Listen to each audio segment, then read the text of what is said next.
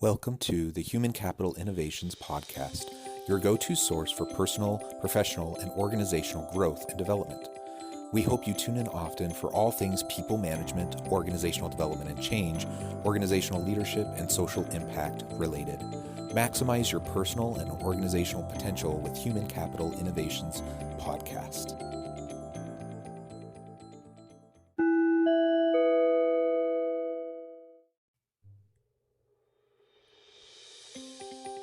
Welcome to the Human Capital Innovations Podcast.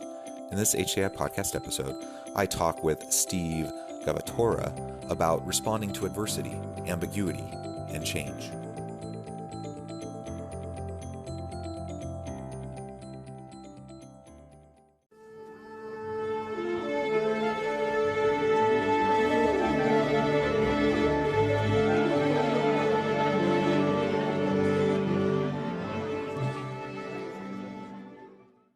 Change is hitting us faster than ever, adversity striking deeper, and the need to speed at which we need to make decisions getting shorter. And this is the world we're going to face. So even beyond this pandemic, after we come out of this, we're still going to be in this fast-paced world. So I think we need to accept that adversity or difficulties or ambiguity or change is a part of life. Then that way, when it happens, we are not surprised by it. And that's going to tie into some information I'm going to talk about later regarding how our brain functions under stress.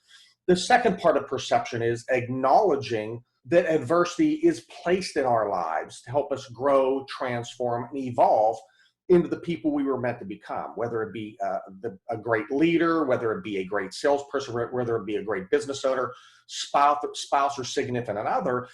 Difficulties are put in life to help us grow. I know I can state that in my own life because my toughest times have ultimately been my best times.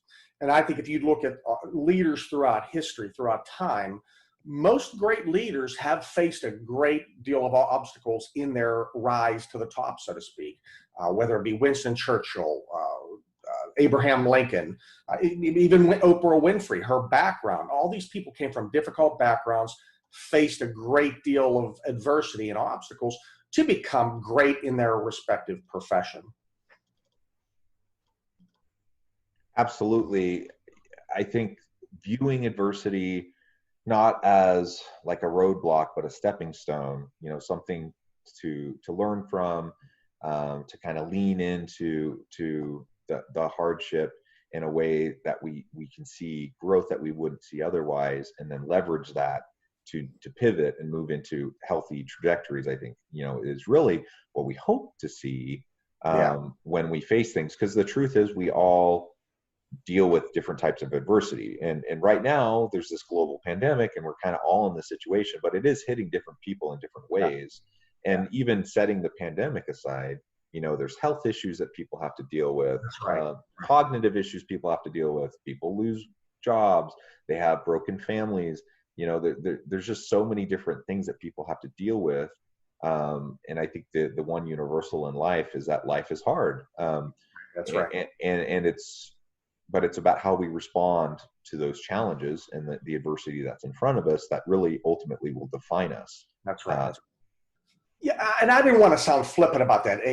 Losing your business is a very difficult potential thing. Worried about losing your business, a health issue, this global pandemic, all very serious things. But the number one thing you have to realize, without a proper mindset, you are not going to be able to make it through this adversity or uncertainty or ambiguity. If you're prone to negative emotional outbursts or states of mind, such as freeze, fight, or flight, you're no longer productive. So I understand that some of these things we're facing are serious, difficult things, but the most important thing is, again, we cannot let the negative emotions overtake us, because we won't make good decisions. We won't find solutions to problems. We won't be able to think out of the box. So again, that accepting our perception of it, accepting it's a part of life and looking at it as a chance to grow, I think is really a key point. What's the phrase that don't let any crisis go by, or whatever, don't forget to take care of any crisis or look at the opportunity in any crisis, whatever that phrase is. there's truth that many ways in any crisis, any difficult situation, any adverse situation. There's always some sort of solution, and within that solution could provide great advantages, gaining a competitive advantage versus your competition, showing how you're a proven leader versus others, in your sphere of influence. So within difficulties lie great opportunity as well too. Yeah, absolutely, absolutely. So how do most, in your experience, as you work with executives, you work with employees and organizations, and in your personal life, like how do most people tend to respond to these types of adverse life situations? It really runs the gamut, and I define adversity as anything to some extent that will make you feel uncomfortable. Some people may look at, an adverse situation as a challenge. Another person will look at it as an opportunity. So it really depends on a person. There's no direct definition of adversity in many ways, and adversity is deeply personal. What might be a adverse situation for some person, one person may not be with another. So it's deeply personal. So when I view leaders or people dealing with adverse situations, I see where it runs the gamut. And then what I try to look for is how do people fall into the negative emotional states when they're not functioning in their optimal brain capacity, so to speak. So what are those things that may trigger me or a leader into a non-productive emotional state? And how does that non-emotional state manifest in that person? So are you a freezer, fight, or flighter? And what sets you in that state? As I said, a challenge, a big competitive challenge may be something that motivates one person. It may frustrate another. Not being able to engage and interface with people, being stuck having to do with everything virtually could be something that sets someone off into a negative emotional state, and they will not in turn be able to handle adverse situations. So bottom line is it's deeply personal, and how people handle it is tied to their personality and their behavior style, so to speak. I tie a lot of information into how our brain functions under stress and then align that to personality assessments. I'm not sure if you're familiar with the DISC survey. I'm certified in DISC, Myers-Briggs, as we said earlier. And what I do, I tie into helping you understand your style and help you better understand those triggers that may set you into that emotional state, and then how to better self-manage that. Does that make sense? Steve Gavatorta, welcome to the Human Capital Innovations Podcast. Thank you. Happy to be here. I really appreciate you taking the time. It's going to be a fun discussion today as we talk about issues related to the pandemic, responding to adversity, how to deal with that both in the short term and the long term, just uncertainty, ambiguity in life, and all those different areas, those different facets, and how they impact different areas of our life, including our work life. I think it's a really important time to be considering all of these things. So I look forward to having a really engaging discussion with you today. Perfect. For my listeners, I just want to share a brief bio. Steve Gavatorta is owner of the Steve Gavatorta Group, specializing in empowering individuals and organizations in identifying, developing, and exceeding performance goals. Steve has had the privilege of coaching and training thousands of high performers across an array of industries, from small businesses on the move to Fortune 500 companies.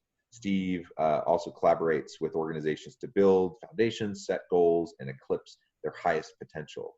He is a certified professional behavioral analyst and a certified professional values analyst, a certified Myers-Briggs practitioner, and accredited to coach and train for emotional intelligence. He is a two-time published author, and his new book, In Defense of Adversity, Turning Your Toughest Challenges into Your Greatest Successes, won the Richter Publishers Amazon Bestseller Award for 2018.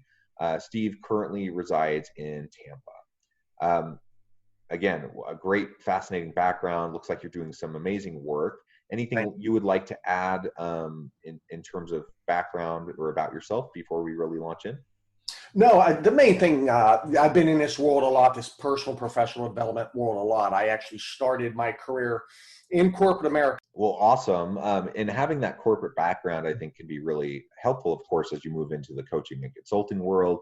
But just having a different perspective on things as you have these different life experiences is always really important. Um, so, I mean, we're right in the middle right now of a global pandemic, economic recession. We have geopolitical and socioeconomic conflict and strife. We're in the middle of racial tensions. I mean, there's just like it's been an interesting year. There's a lot of things that we're dealing with. So I think to frame it as adversity and challenge is very apt, and it makes your book very timely. um, so I'm wondering, if you had to really kind of hone in on one specific thought to share with the listeners in the midst of all of this tumultuous environment, like how do we respond to this pandemic in a healthy, productive way?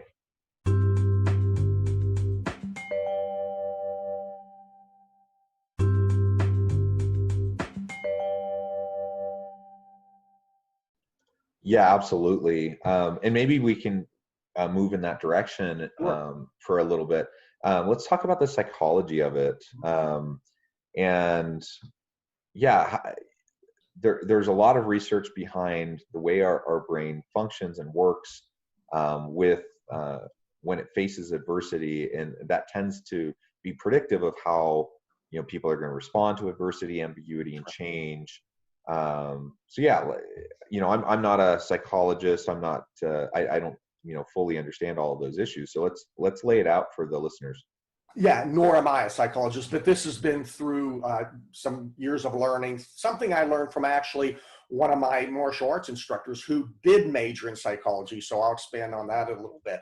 But there's two important parts of our brain, and let me first state the brain is a complex organ. So what I'm talking now is really basic fundamentals. But there's two important parts of our brain. The first part of our brain is called the limbic system. That's what we're born with. That's also known as our emotional brain, and it does not grow, transform, or evolve through time or through learnings and experiences. When we are in that limbic part of our brain, when adversity strikes, our adrenaline starts rushing, we get emotional, we start sweating, and our response is typically going to be freeze, fight, or flight, or some combination of those three. So as you can imagine, when you're dealing with an adverse situation, difficult situation, being stuck in freeze, fight, or flight is not a good place to be.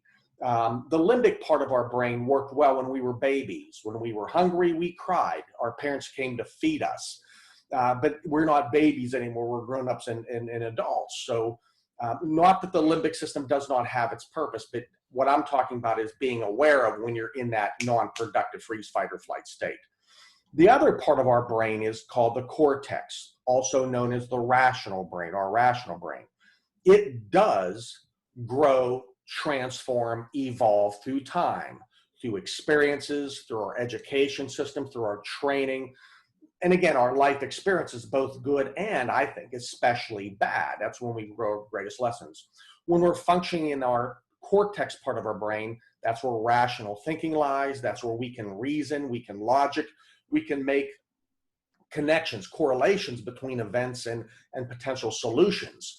So the bottom line is, when at any time, but especially during adverse times or uncomfortable times or ambiguous times, we want to be functioning in that cortex part of our brain, because then we're going to be able to make a good decision. We're going to be able to solve problems. We're going to be able to identify options. When we're stuck in that limbic part of our brain, the bad thing about that is we cannot immediately get out of that part of our brain as well. So when I get mad, I cannot get unmad right away. When I shut down, I can't get unshut down right away. It may take some time. And that time may depend on the breadth and depth of the situation and my style. So I might get angry, lose my patience, and it may last a long time. Or it may last 10 minutes, who knows? But my point is, when we are in a freeze, fight, or flight mode, we can't get out of it. In that time frame, we make bad decisions. We may say something we are going to regret later. We will not see solutions to problems. We will not be able to think out of the box. So the number one thing I'd like your listeners to gather from what we're talking about today is when adversity strikes or ambiguity strikes or change hits, you must prevent the transfer of authority from the cortex to the limbic system, meaning you must stay in that rational part of your brain. That's when you're going to find solutions. I think a great quote Rudy Giuliani often states, I lived in New York City during 9/11, and his leadership was tremendous. And Giuliani has a quote that paraphrased goes something like this: "My father used to tell me, when a difficult situation arises, be the calmest person in the room. Don't get upset, because when you're the calmest person in the room, you'll be able to find a solution. You'll be able to find a way out of that."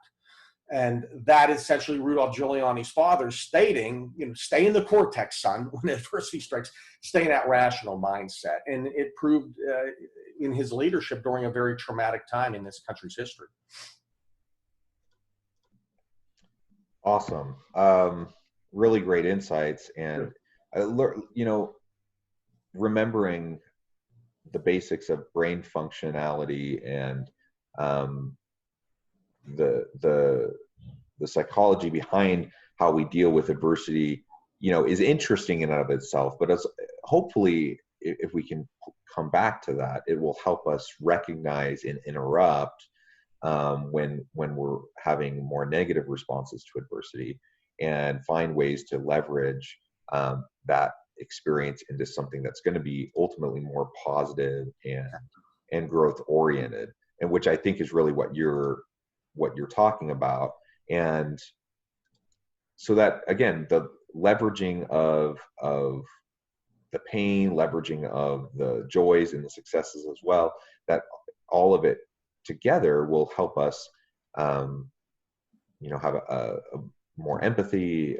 It'll help us to have a clear, a broader aperture and a clearer vision for how we interact with the world, so we can come up with more creative and innovative solutions to some of the biggest challenges that we face. As a leader, if I'm in freeze, fight, or flight, I'm no longer productive.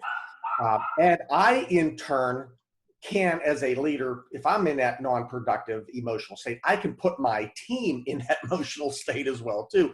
I've seen it happen in literally offices, and you can see in that room freeze, fight, flight, the different responses. And now the team is no longer productive. And now the team cannot solve problems. Now the team cannot find options or solutions. So it's imperative for leaders to be functioning in that cortex part of their brain. And I often say that great leaders exhibit high emotional intelligence. They're highly aware of their behaviors, how they make decisions, their motivators, how they deal with change, risk, and conflict, how they communicate. Because the more they understand themselves, the better they are going to be aware when difficulties strike and stay in a calm, cool, collected state of mind.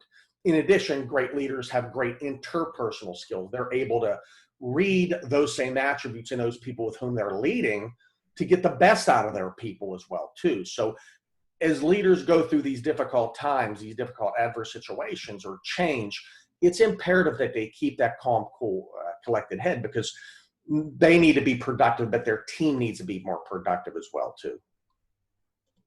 Yeah, absolutely. So we're getting a little bit short on time, but as we wrap up today, maybe we can end with this. Is there like one thing that someone could do right now to increase their chances of dealing with, life's adversities in a positive way? Yeah. I think, the number one thing is, I'm going to give you three short ones. One, really look at your perception. Do you accept that adversity is a part of life? Number two is keep that calm, cool head. When people say, stay calm, it's okay, it's cold, it'll be okay. People tend to get frustrated. I know sometimes I don't want to hear that. I want a solution, but there is science that backs that in brain function that supports that, as I just mentioned. So watch your perception. Stay calm, cool, and collected. and use each event that happens in our lives as a chance to grow, transform, and evolve, even if we may have failed. I use something called a situational debrief for myself and for those people that I coach. And this process, 4-step process, allows us to take past non-productive events or perceived failures and put them in a positive light. So let's say I have a bad engagement with a customer, something blows up, something goes wrong.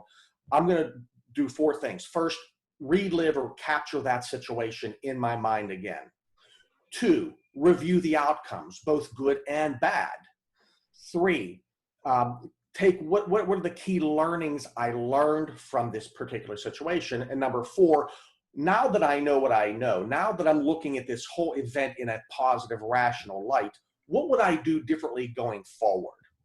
It allows us to reconnect between past failures, past non-successful situations, and put them in a positive light, so we at least learn a positive, valuable lesson that can help us down the road as well too. So I can go back to almost every event in my life and relive that and look at it differently now, now that I'm in that rational part of my brain. You can use this for yourself in your own development, but as a leader, those people you're leading and coaching, you can use the same process with them. So it's called a situational debrief. First, capture the situation. What are the outcomes, better or different? 3, what are the key learnings I took away? And 4, what would I do different down the road? So when this happens again, I'll be able to solve this problem, or I'll be able to deal with this in a more productive, proactive manner in that rational part of my brain. Awesome. Great tips. Before we close today, I also want to give my listeners the opportunity to learn about how to get in contact with you, learn more about you. Would you mind sharing that with us? Sure. You can feel free to Google me. My name is Steve Gavatorta.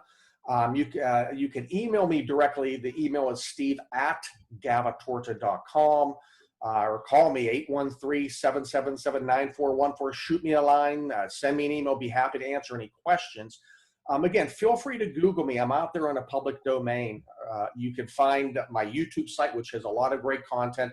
And you can feel free to purchase my book, In Defense of Adversity, Turning Your Toughest Challenges into Your Greatest Success. It's on Amazon as well, too. So Google my name. You'll find many places to reach me, social media, contact information, all kinds of good, positive, professional, personal development stuff.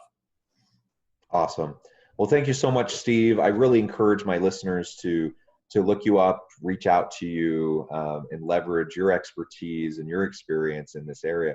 It's the perfect time to really be thinking about this, because we have a lot of employees that are struggling with a lot of different issues and a lot of stresses, a lot of anxieties, and we can help support them as organizational leaders, and we can create healthy systems, policies, practices, procedures within our organizations that that will allow us to better support our employees and leverage these opportunities for their benefit. So again, thank you so much. It's been a great discussion, and I hope everyone stays healthy and safe and have a wonderful week.